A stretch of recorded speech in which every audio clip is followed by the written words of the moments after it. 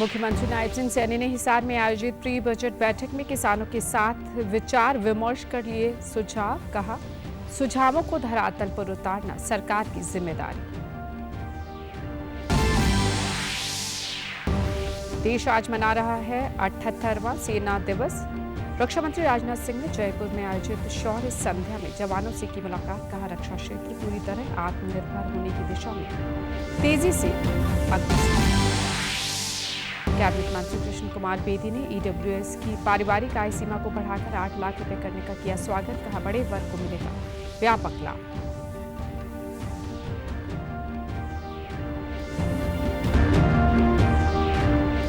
Digital platform से हटाए गए अपराध की संस्कृति को बढ़ावा देने वाले 67 गीत। डीजीपी ने कहा, युवाओं को अपराध की दुनिया में जाने से रोकना जरूरी।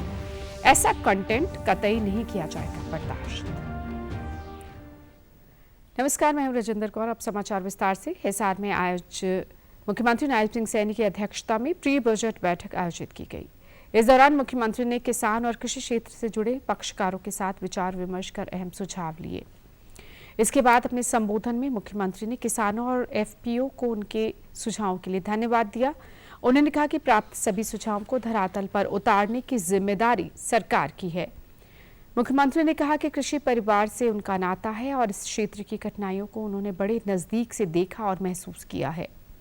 कृषि शक्ति हमारी समृद्ध ग्रामीण अर्थव्यवस्था का प्रतीक है। मुख्यमंत्री ने कहा कि सुरक्षित खेती के लिए नकली बीज की रोकथाम के लिए विधानसभा में बिल लेकर आए हैं।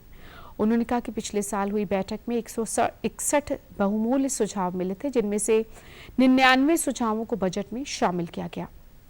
किसानों की आय बढ़ाने के लिए प्रदेश में कई योजनाएं लाई गई। कृषि के विकास के लिए बजट प्रावधानों में कोई कमी नहीं आने दी जाएगी।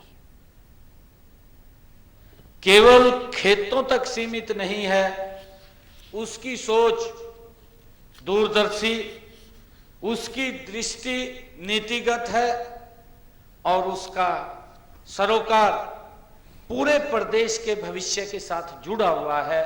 ये आपने सिद्ध किया है। जब पिछले वर्ष बजट पूर्व परामर्श हो रहा था, यही हिसार के अंदर 161 सुझाव आप लोगों ने, महत्वपूर्ण सुझाव आप लोगों ने दिए थे। हमने बजट के अंदर 99 महत्वपूर्ण सुझावों को पिछले बजट के अंदर शामिल भी किया था। साथियों, आपके सुझावों के आधार पर हमने कृषि क्षेत्र में कई ऐतिहासिक और व्यवहारिक निर्णय आपके सुझावों के ऊपर हमने लिए हैं। मुख्यमंत्री नायब सिंह सैनी ने आज हिसार के नवीकृत चौधरी देवीलाल टाउन पार्क का उद्घाटन किया। उन्होंने पार्क का अवलोकन कर इसका जायजा भी लिया। इस पार्क में जॉगिंग और वॉकिंग ट्रैक विकसित किए गए हैं, जिसका लाभ शहर के लोगों को मिलेगा। साथ ही जैव विविधता के प्रति जागरूक करने के लिए यहाँ औषधीय पौध उद्यान भी बनाया गया है। इस मौके पर संबोधित करते हुए मुख्यमंत्री ने कहा कि यह पार्क हिसार शहर की सबसे बड़ी सौगात है। पार्क के नवीनीकरण पर 14 करोड़ 72 लाख रुपए की राशि खर्च की गई है। उन्होंने बताया कि इस पार्क के विकास को 5 तत्वों की थीम पर आधारित किया गया है। यह हमें भारतीय संस्कृति से जोड़ता है। यहाँ सूर्य नमस्कार करती हुई मूर्तियां हमें प्रेरणा देती हैं। यहाँ आकर लोग योग और अन्य शारीरिक व्यायाम भी कर सकते हैं। मुख्यमंत्री ने कहा कि यह पार्क हिसार शहर के लिए एक अलग पहचान बनेगा और सरकार की स्वस्थ हरियाणा समृद्ध भारत के विजन को साकार करेगा। उन्होंने लोगों से एक पेड़ मां के नाम में अपना योगदान देते हुए इस पार्क में एक पेड़ जरूर लगाने का आग्रह किया।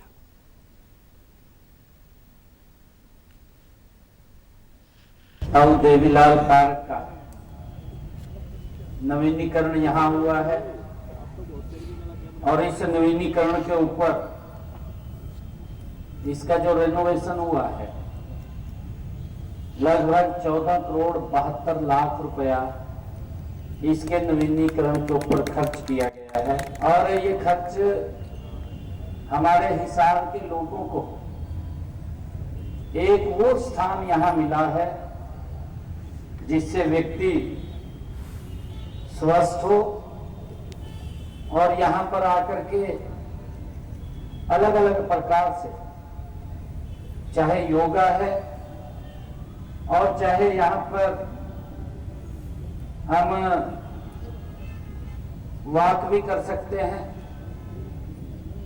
और अन्य कार्यक्रम भी यहाँ कर सकते हैं।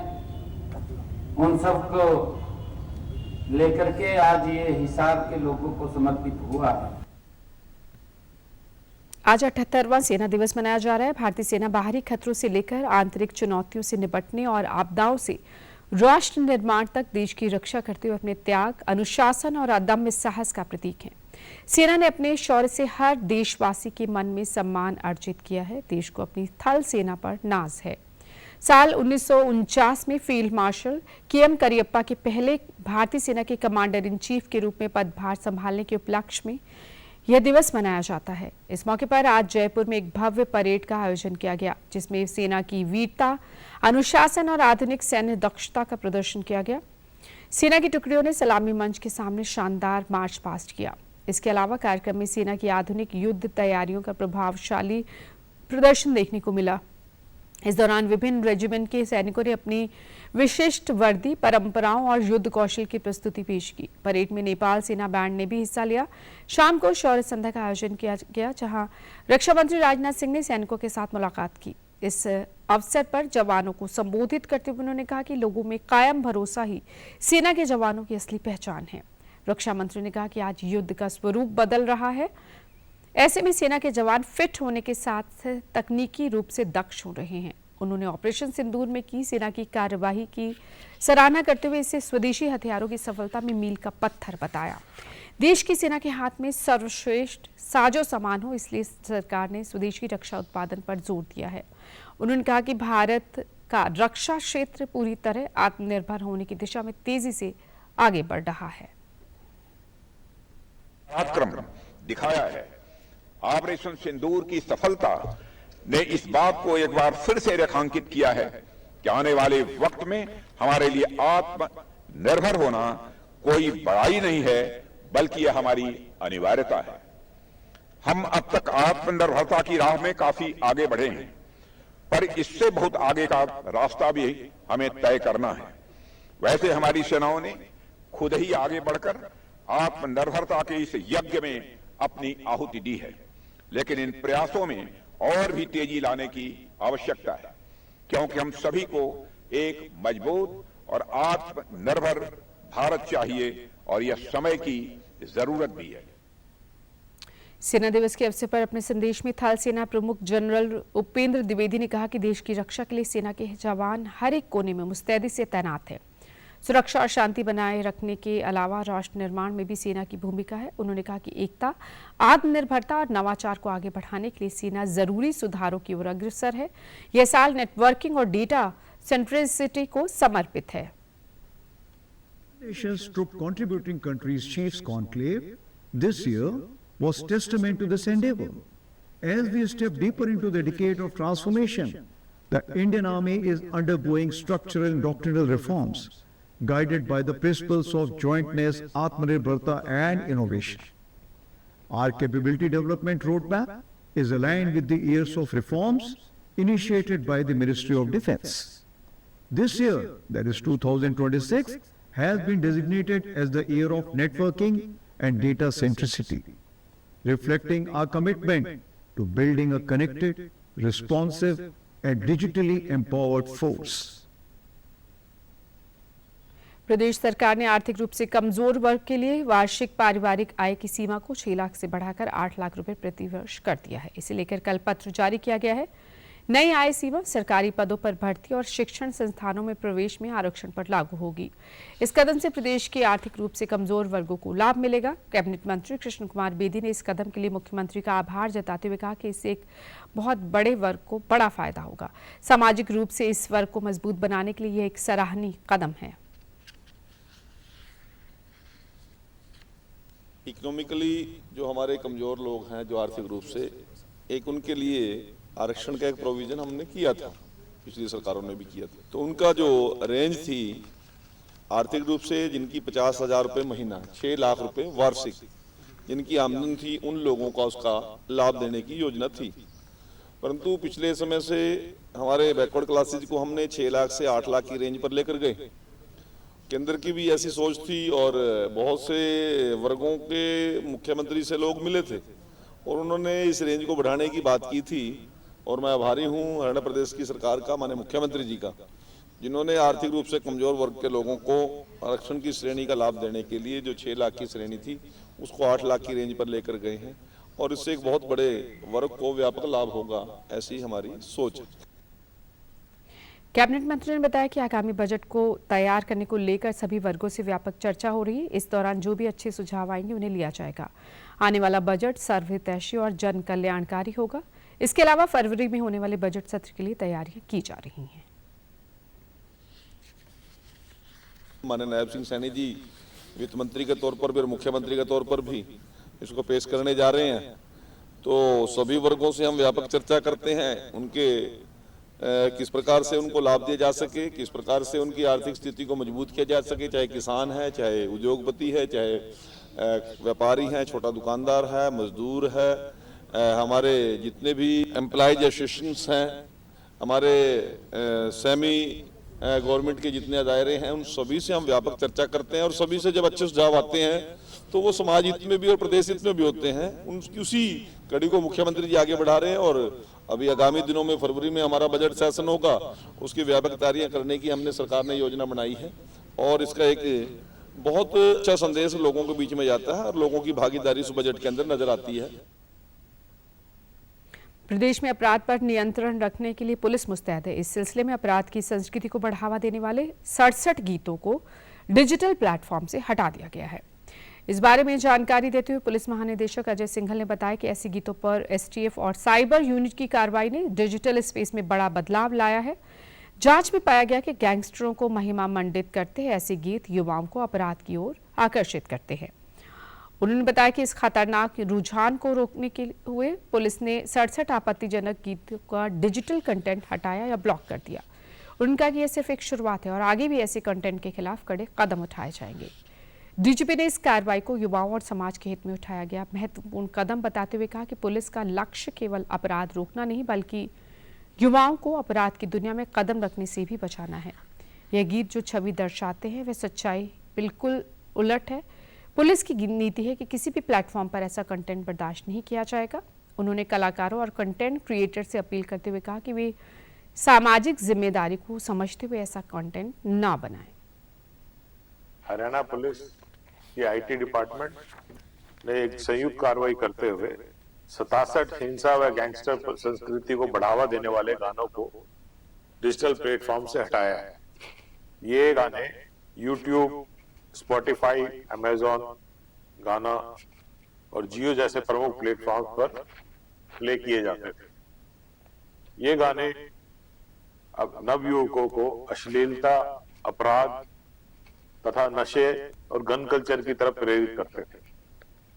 तो as a part of social policing Haryana police सारे ये डिजिटल प्लेटफॉर्म की मॉनिटरिंग कर रही है और जो भी इस टाइप का कंटेंट हमारे डिजिटल प्लेटफॉर्म पे डालता है तो उसको हम रेगुलर मॉनिटरिंग करते हैं। अरावली पर्वत की तलहटी में करीब 94 एकड़ भूमि में बने राजकीय शहीद हसन खान मेवाती मेडिकल कॉलेज नल्हड़ का आज विधानसभा की कमेटी ने दौरा किया। इस कमेटी की अगुवाई विधायक आफ्ताब अहमद ने की। इसके अलावा कमेटी में विधायक ओम प्रकाश यादव, कंवर सिंह यादव, योगेंद्र राणा और मामन खान इंजीनियर भी मौजूद रहे। इस दल ने एसीएस सुधीर राजपाल और अन्य अधिकारियों के साथ कॉलेज में मौजूद स्वास्थ्य सुविधाओं का जायजा लिया। काफी समय से यहां से मरीजों को इलाज के नाम पर सिर्फ रेफर करने और सुविधाओं की कमी की शिकायतें आ रही थी।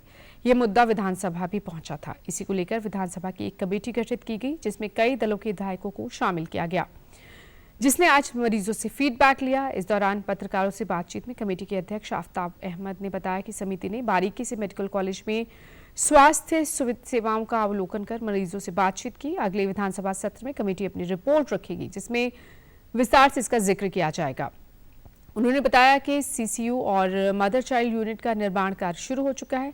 डेंटल कॉलेज का काम स्वीकृति के बाद शुरू हो जाएगा। उन्हीं के अनुरूप जो कमियां थी और उसमें मुख्य तौर पे डॉक्टरों की भारी कमी, अल्ट्रासाउंड, एक्सरे, सीटी स्कैन और मशीनों में जो कमियां हैं वो, दवाइयों की कमी और जो सुविधाएं स्वास्थ्य के संबंधी मिलनी चाहिए जो यहाँ मेडिकल कॉलेज में और हॉस्पिटल में, उनके संबंध में ये कमेटी ने आज मौके पे निरीक्षण किया है। और मौके पे हमने बहुत सी चीजें जो ऑडिट में आई थी उनको बहुत सी चीजों को सही पाया, और हम अब अपनी रिपोर्ट जो है अब हरियाणा विधानसभा को देंगे। ये विधानसभा की कमेटी दौरा करने के लिए आई है। हमने जो कुछ भी यहाँ देखा है, कोई लोगों की बातें भी सुनी है, जिस क्षेत्र में जो कमियां हैं उनको हम अपनी रिपोर्ट में विधानसभा में पेश करेंगे और उनमें सब में सुधार लाने का प्रयास करेंगे जल्दी। हमने मरीजों से मुलाकात की है, हमने हॉस्पिटल एडमिनिस्ट्रेशन से भी मुलाकात की है और उस सब को देख करके सारा जायजा लिया गया। हमारे साथ हेल्थ विभाग के एसीएस और डायरेक्टर साथ थे, तो वो सारा जायजा लेकर हमें विधानसभा में अगले सत्र से पहले ये हम देंगे और जो कमियां बताई गई उनमें सुधार करेंगे। कैबिनेट मंत्री रणबीर गंगवा ने कहा कि केंद्र सरकार श्रमिकों और जरूरतमंदों के हित में विकसित भारत जी राम जी योजना लाई है। इसमें न केवल काम के दिन बढ़ाए गए बल्कि बड़े बदलाव करते हुए इससे अधिक हितकारी योजना बनाया गया। वे कल हिसार में भाजपा कार्यालय में पत्रकारों से बातचीत कर रहे थे। इस दौरान उन्होंने कहा कि इसे लेकर कांग्रेस तथ्यों से परे बात कर दुष्प्रचार कर रही है, जो गलत है। लगातार झूठ बोलने की आदत ने इन दलों को राजनीतिक रूप से अविश्वसनीय बना दिया और अब जनता उनकी बातों को गंभीरता से नहीं लेती। उन्होंने इस योजना को फायदेमंद बताते हुए कहा कि इसमें उपयोग किए गए सार्वजनिक धन को सही हाथों में पहुंचाना सुनिश्चित किया गया। कैबिनेट मंत्री ने कहा कि हरियाणा में मजदूरी की दर देश में सबसे ज्यादा है। नए प्रावधान से प्रदेश में हर श्रमिक को कम से कम 10,000 रुपये अधिक मिलेंगे। उन्होंने बताया कि भाजपा सरकार के कार्यकाल में ज्यादा लोगों को रोजगार और ज्यादा पैसा दिया गया। सरकार हर वर्ग को ध्यान में रखकर फैसले ले रही है। जितना ये ज्यादा झूठ बोलेंगे इतना ये इतने और डाउन जाएंगे, क्योंकि लोग आज इनको समझ चुके हैं कि कांग्रेस केवल और केवल गुमराह करने का काम करती है और जितना गुमराह करेंगे इनका ग्राफ और ज्यादा नीचे गिरेगा। मैंने पहले कहा कि कांग्रेस गुटों में बटी हुई है और हमें कांग्रेस के साथ लड़ने की जरूरत नहीं पड़ती, वो तो आप एक दूसरे को खुद ही निपटाने का काम कर देते हैं। और अब क्योंकि इनकी हालात ऐसी होगी कि गुटों में बटी हुई कांग्रेस है, इसलिए वो सारे ना इकट्ठे बैठ सकते, ना इकट्ठे कहीं प्रेस कॉन्फ्रेंस कर सकते और ना ही उनका आपसी कोई तालमेल है। गुटों में बटी हुई कांग्रेस का विचारों में दूर दूर तक भी कहीं उनका तालमेल नहीं है, इसलिए उनकी ये हालात है और नीचे जाएगी इस हिसाब से। अंबाला छावनी के नागरिक अस्पताल में अब मरीजों को निजी अस्पतालों जैसी महंगी तकनीक निःशुल्क उपलब्ध होगी। अस्पताल में 68 लाख रुपए से अधिक की लागत वाला 4K ऑर्थोस्कोपी सिस्टम स्थापित किया गया है, जिससे जोड़ों की सर्जरी और भी सटीक और सुरक्षित हो सकेगी। प्रिंसिपल मेडिकल ऑफिसर डॉक्टर पूजा ने बताया कि यह मशीन जोड़ों से जुड़ी बीमारियों और स्पोर्ट्स इंजरी के इलाज में मील का पत्थर साबित होगी। 4K टेक्निक के कारण सर्जरी के दौरान जोड़ों के अंदर की तस्वीरें 4 गुना ज्यादा स्पष्ट दिखाई देंगी, जिससे सर्जरी की सटीकता बढ़ जाएगी। उन्होंने बताया कि आमतौर पर निजी अस्पतालों में ऑर्थोस्कोपी सर्जरी पर लाखों रुपए खर्च होते हैं, लेकिन अब इस अस्पताल में यह सुविधा निःशुल्क उपलब्ध होगी। इससे गरीब और मध्यम वर्ग के मरीजों को बड़ी राहत मिलेगी। ये मशीन का नाम है आर्थोस्कोपिक कैमरा सिस्टम की लागत कुछ 70 लाख रुपए की है और इस मशीन के आने से हमारे हॉस्पिटल में मरीजों को बहुत ज़्यादा फायदा होने वाला है। ऑर्थो की सर्जरीज में बिल्कुल प्रिसीजन के साथ ये कैमरा सिस्टम ऑपरेट के साथ डॉक्टर्स ऑपरेट कर सकेंगे। इस मशीन में जो 4K कैमरा है उससे जो सामान्य कैमरा है उससे 4 टाइम्स ज़्यादा क्लियर पिक्चर आएगी, जिससे हमारे ऑपरेटिंग ऑर्थोपेडिक सर्जन प्रिसीजन और 100% रिजल्ट के लिए ऑपरेट करेंगे पेशेंट्स को। हमने ये भी देखा है कि जो पेशेंट्स को स्पोर्ट्स इंजरी हो जाती हैं और घोटों की वजह से ज्यादा उनको तकलीफ हो जाती है, इस मशीन के आने से उनको बहुत फायदा होगा।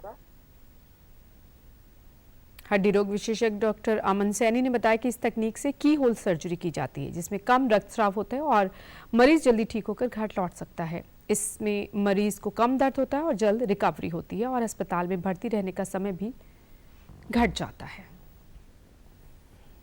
नई आर्थोस्कोपिक मशीन आई तो जो ऑपरेशन पहले चीर-फाड़ से हो सकते थे अब एक छोटे बटन होल इंसिजन से होने पॉसिबल हो जाएंगे और इसमें मतलब पेशेंट की रिहैबिलिटेशन और छुट्टी बहुत जल्दी होनी संभव है। मतलब दूसरे तीसरे दिन पेशेंट की छुट्टी हो जाएगी और उसकी रिहैबिलिटेशन और मूवमेंट्स वो बहुत जल्दी स्टार्ट हो जाएगी। इसमें diagnostic as well as therapeutic मतलब दोनों टाइप की आर्थ्रोस्कोपी पॉसिबल है। मतलब कुछ बीमारी के बारे में हमने जानना हो वो भी हम कर सकते हैं और जो बीमारी का इलाज है वो भी करें। अभी इस समय हमारे पास 4 ऑर्थोपेडिक सर्जन है सिविल हॉस्पिटल अम्बाला कैंट में, और इस मशीन के द्वारा मतलब हम छोटे छोटे इंसिजन लगाते हैं लगभग 1 सेंटीमीटर के, और उसके थ्रू कैमरा और जो पोर्ट है उसके थ्रू बनता है और उसके थ्रू ही सर्जरी होती है। कोई बड़ा चीरा नहीं लगेगा, कोई मतलब पेशेंट को ज्यादा दिक्कत नहीं होगी। राष्ट्रीय युवा दिवस से सूर्य नमस्कार महाअभियान की शुरुआत हो गई है। प्रदेश की 1000 योगशालाओं में सूर्य नमस्कार कराया जा रहा है। 23 और 26 जनवरी और 12 फरवरी को राज्य स्तरीय कार्यक्रमों का आयोजन किया जाएगा। हरियाणा योग आयोग के चेयरमैन जयदीप सिंह ने विशेष बातचीत में बताया कि इस साल भी 25 लाख से ज्यादा लोगों की भागीदारी इस महाअभियान में होगी। इससे पहले हरियाणा योग आयोग Guinness book of world record सहित 6 विश्व कीर्तिमान स्थापित कर चुका है।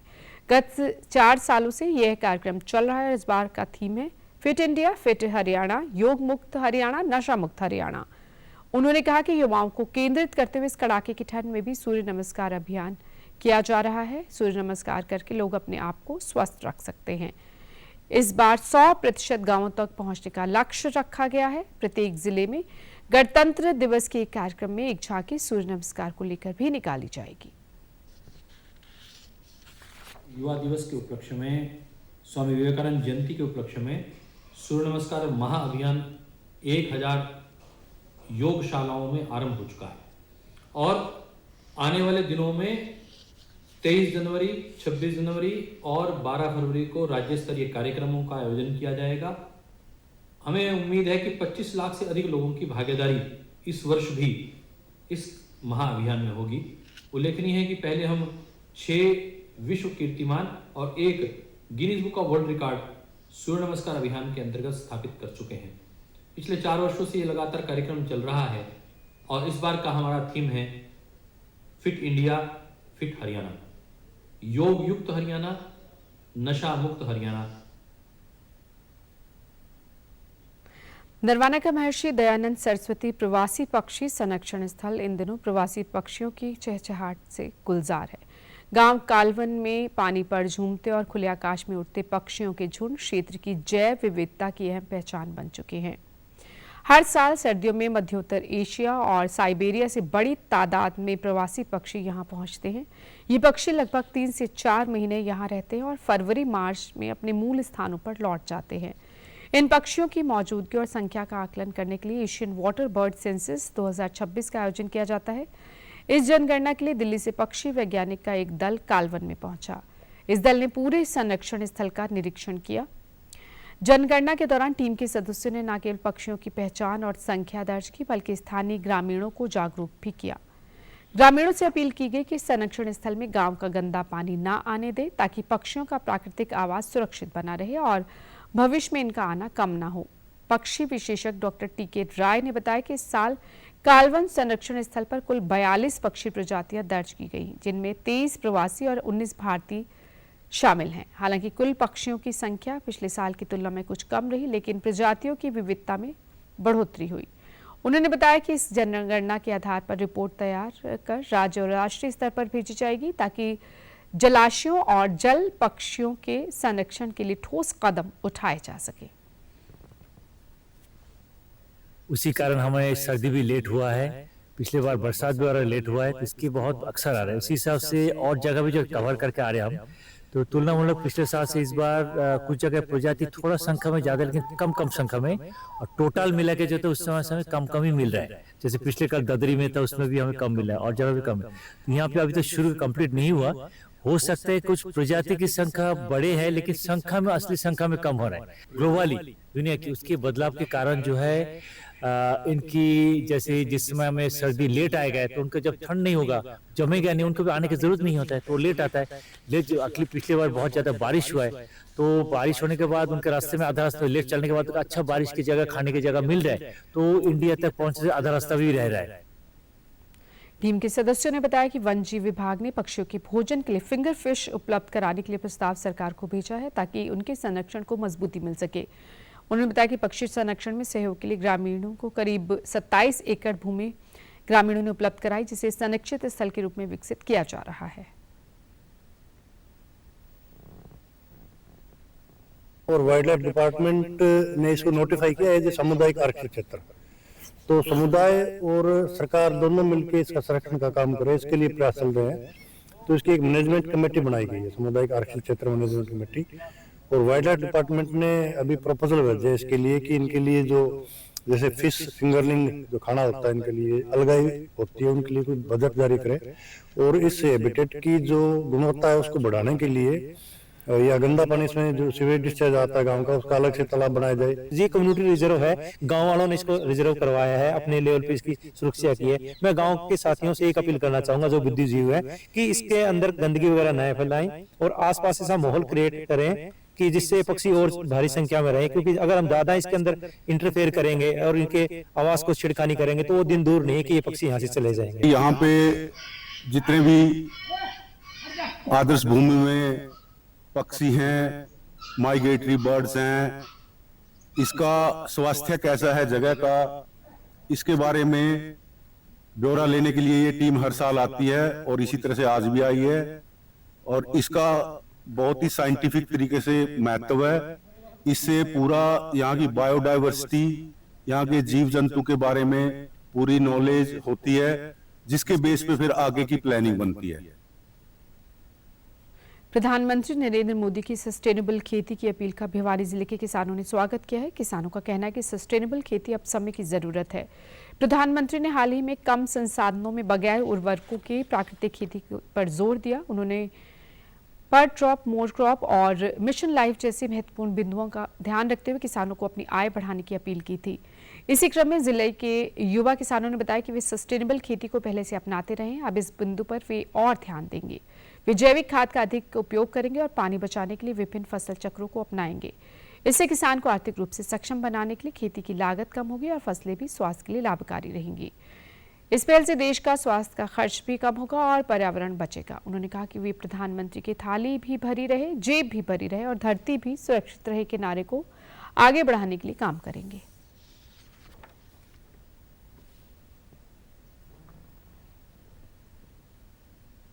मैंने अपने खेत में 15-16 एकड़ में गेहूं कुछ सरसों की बिजाई की हुई है। जो पीएम मोदी जी ने आज सस्टेनेबल खेती के बारे में बताया वो बहुत ही अच्छा सराहनीय कदम है, क्योंकि अगर हम ये खेती का तरीका अपनाएंगे तो हमारी खेती की लागत घटेगी। जो प्रकृति ने संसाधन दिए हैं उनका सीमित प्रयोग करके हम खेती को अच्छी पैदावार ले सकते हैं। साथ ही रासायनिक खादों का प्रयोग कम करके जैविक खाद और देसी खाद गोबर के डाल के अपने खेती को पैदावार को हम बढ़ा सकते हैं। मैं करीबन 2014 के बाद 1 एकड़ जो खेत है उसके अंदर तो कुछ भी नहीं डालता, ना कोई डीएपी, ना यूरिया, न कोई कीटनाशक है। जो किसानों को यही संदेश देना चाहेंगे कि जो मिट्टी पानी चेक करवा के कम से कम लागत में जरूर खेती करे तो बहुत बढ़िया हुआ है। माननीय प्रधानमंत्री नरेंद्र मोदी ने जो खेती को लेकर के हमें संदेश दिया है कि इसके साथ साथ हमें जैविक खेती को अपनाना चाहिए और जल संरक्षण का उपाय करना चाहिए। इसके लिए युवा और किसानों को आगे आना चाहिए। जैविक खेती को अपनाने के लिए जैविक खाद या जो हमारी देसी खाद होती है उसका प्रयोग करना चाहिए और पानी की बचत के लिए हर खेत के अंदर बोरिंग सिस्टम लगाना चाहिए ताकि भारतीय सेना के जवानों और अधिकारियों के लिए फिर से 1 करोड़ की व्यक्तिगत दुर्घटना बीमा कवर का प्रावधान किया गया है। आतंकवादी हमले में शहीद होने पर 10 लाख का अतिरिक्त बीमा प्रदान किया जाएगा। सेना के साथ कल पीएनबी के हुए एक समझौते के तहत सैन्यकर्मियों को यह बीमा सुविधा बैंक द्वारा दी जा रही है।